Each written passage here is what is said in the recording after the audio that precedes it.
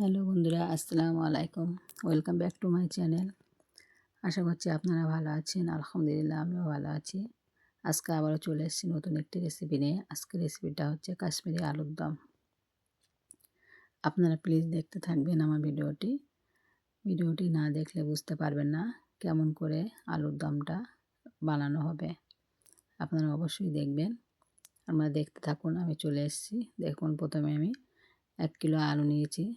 পুরো ছোটো সাইজের, ভালো করে পরিষ্কার করে ধুয়ে নিয়ে আমি নিয়ে এসেছি। একটু মাঝারি সাইজ যেগুলো আছে আমি 2 ফালি করে কেটে নিয়েছি, আর ছোটোগুলো আস্তই রেখে দিয়েছি। ভালো করে কেটে নিয়ে একটি কাঁটার চামচের সাহায্যে আমি এটা একটু ফুটিয়ে নিচ্ছি। কেননা যে আলুর দম রান্না করলে ভিতরে ওটা যায় না, ভিতরে পুরো আনলি হয়ে থাকে, কোনো কিছুই ঢোকে না। ওই জন্য ওর মধ্যে কাঁটা চামচ দিয়ে এটা ফুটিয়ে নিয়েছি। তারপরে আমি নিয়েছি, দেখুন, পেঁয়াজ, মটরশুঁটি, ধনিয়া পাতা, টমেটো আর কাঁচা ঝাল। সব কিছু আমি একদম ছোট ছোট করে কুচি করে কেটে নিয়েছি। তারপরে আমি চলে এসে কড়াই বসিয়ে দিয়ে কড়াটা গরম হয়ে গেলে অল্প একটু তেল দিয়েছি। দিয়ে তেলটা গরম হয়ে গেলেই আমি আলুগুলো ভেজে নিচ্ছি। আলুগুলো ভেজে নিলে কিন্তু স্বাদটা বেশি ভালো হয়। ভেজে তো অবশ্যই নিতে হবে, যেহেতু কাশ্মীরি আলুর দম রান্না হচ্ছে। ওই জন্যে ভেজে নেওয়ার সময় আমি অল্প করে নুন আর হলুদের গুঁড়া দিয়ে দিয়েছি। এগুলো হালকা করে ভেজে নিতে হবে। সিদ্ধ করলেও কোনো ব্যাপার নেই, কিন্তু আমি এটা সিদ্ধ করলাম না। সিদ্ধ করলে তাড়াতাড়ি এটা গলে যায় আর তাড়াতাড়ি রান্নাটাও হয়ে যায়। কিন্তু আমি এটা সিদ্ধ করে নিয়ে আমি এটা ভেজে নিয়ে এটা রান্না করব। ভালো করে এটা আমি ভেজে নিচ্ছি। 5 মিনিট মতো ভালো করে লাল লাল করে ভেজে নিচ্ছি।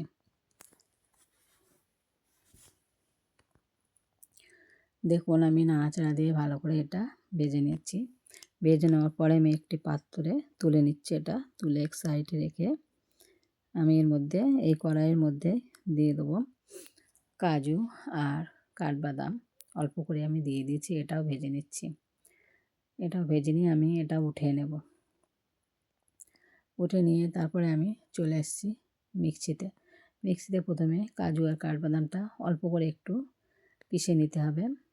অল্প করে একটু পিষে নিয়ে তারপরে আমি, দেখুন, পেষা হয়ে গেছে। তারপরে আমি এর মধ্যে দিয়ে দেবো টক দই। 3 চামচ মতো টক দই দিয়ে দেবো। 3 চামচ ওজনে কত, 50 গ্রাম এরকম হবে। 50-এর চেয়ে একটু বেশি হবে। আমি এটা দিয়ে দিয়েছি 3 চামচ মতো। দিয়ে তারপরে এটা আমি আবার এটা বাটিতে ঢেলে নিচ্ছি।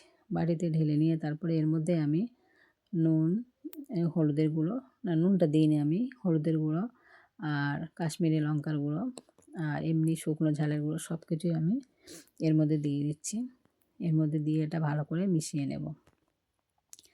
আর কিন্তু কোনো মশলা দিইনি, খালি কাশ্মীরি লঙ্কার গুঁড়ো আর শুকনো ঝালের গুঁড়ো আর হলুদের গুঁড়োটাই দিয়েছি, আর কিছু দিইনি। আর মিক্সিতে অল্প করে পানি দিয়ে যেটা লেগেছিলো ওটাও আমি এর মধ্যে ঢেলে দিয়েছি, পরিষ্কার করে নিয়েছি। পরিষ্কার যে পানিটা দিয়ে এটা আমি ঢেলে নিয়ে ভালো করে গুলে নিচ্ছি। এটা গুলে নিয়ে আমি আবারও চলে আসবো চুলায় চলে এসে আবার ওই কড়ার মধ্যেই আবার আমি আর একটু অল্প করে তেল দিয়ে দেব। কড়াটা যেহেতু আলুটা ভাজার সময় একটু পুড়ে গেছে, কিন্তু ওটা মশলা দিলে কিন্তু ওটা ছাড়িয়ে যাবে। আমি কড়াটার মানে করলাম না, পরিষ্কার করলাম না, ওর মধ্যেই আমি দিয়ে দিচ্ছি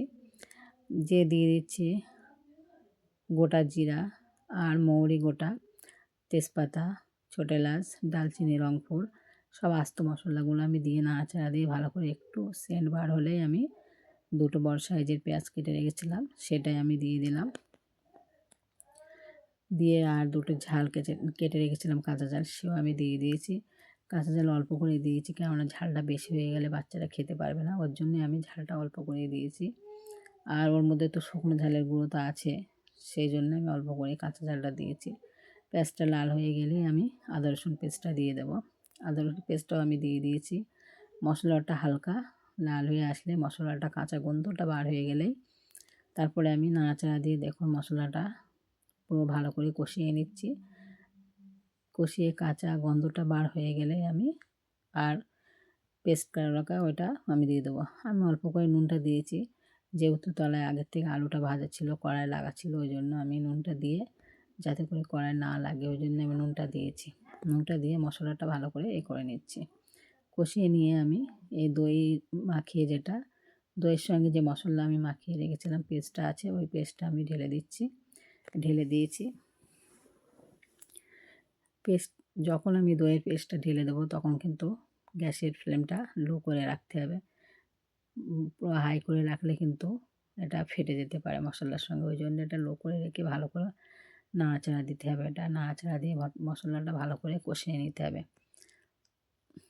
আরও একটি জিনিস আমার দিতে ভুলে গিয়েছিলাম, এটা এটা কিন্তু আগেই পড়বে, তা আমি ভুলে গিয়েছিলাম, ওর জন্য আমি এটা লাস্টে দিচ্ছি। তাহলেও কোনো অসুবিধা হয়নি। এটা এটা কিন্তু যে টমেটো আমি যেটা পিষেছিলাম, মানে কাজু আর দইটা একসঙ্গে মিক্স করেছিলাম, ওর মধ্যেই আমি টমেটোটা দিয়েছিলাম। টমেটো দিয়ে আমি টমেটোকেও পেস্ট করে নিয়েছি। পেস্ট করে ওটাও আমি ঢেলে দিয়েছি, কারণ এটা আগে কষিয়ে নিয়ে তারপরে এটা দিতে হয়। তা এটা আমার মনে ছিল না, ওর জন্য আমি এটা লাস্টে দিয়েছি। তাহলেও কোনো অসুবিধা নেই, এটা আমি গ্যাসের ফ্লেম লো করে দিয়ে ভালো করে এটা কষিয়ে নেব। দেখুন ভালো করে কষিয়ে নিয়েছি। কষিয়ে নিয়ে তেল ছাড়তে যখন শুরু করবে তখনই আমি সব কিছু একে একে দিয়ে দেবো। প্রথমে দিয়ে দেবো মটরশুঁটির ডানাটা দিয়ে দিয়েছি এর মধ্যে। তারপরে এটা একটু নাড়াচাড়া দিয়ে, এটাও একটু ভালো করে নাড়াচাড়া দিতে হবে। দেখুন একটু একটু তেল ছেড়েছে, ছাড়লেই কিন্তু আমি মটরশুঁটিটা দিয়েছি। ভালো করে মশলাটা দেখুন কষিয়ে নিয়েছি। কষানোর পরেই তো আমি মটরশুঁটিটা দিয়েছি। এবং কত সুন্দর হয়ে গেছে, তেল ছাড়তে শুরু করলো। তারপরে আমি আলুটা ভেজে রাখা যে আলুটা, ওটাও আমি দিয়ে দিয়েছি। এর মধ্যে আর একটা জিনিস, এর মধ্যে কিন্তু আর একটা গুঁড়ো মশলাও পড়বে, সেটা আমি গুঁড়ো করে রেখেছিলাম।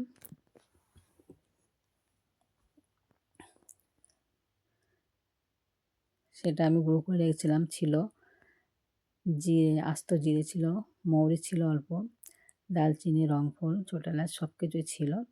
সেটাও আমি আস্ত ধনিয়া ছিল, সব কিছু ছিল, সেটা আমি গুঁড়ো করে কিন্তু এর মধ্যে ঢেলে দিয়েছিলাম। সেটা ভিডিও করা হয়নি, ওই জন্য দেখাতে পারলাম না।